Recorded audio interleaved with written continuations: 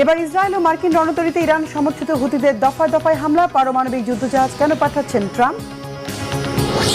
Erdogan বিরোধী আন্দোলনে এখনো উত্তাল তুরস্ক, বিরোধীদের দমন করে ক্ষমতায় টিকে থাকতে পারবেন কি তুর্কি প্রেসিডেন্ট?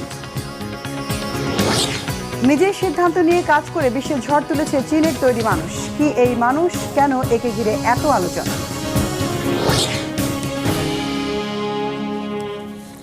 আসসালামু আলাইকুম, দেখছিলেন Bangla vision world news headline. এবার ইসরায়েলের প্রধান বিমানবন্দর ও মার্কিন রণতরী লক্ষ্য করে দফায় দফায় মিসাইল হামলা চালিয়েছে ইরান সমর্থিত ইয়েমেনের হুথি যোদ্ধারা।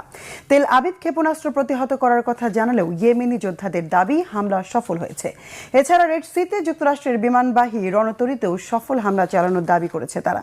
গাজায় আগ্রাসন বন্ধ না হওয়া পর্যন্ত হামলা অব্যাহত রাখার হুমকি দিয়েছেন হুথিরা।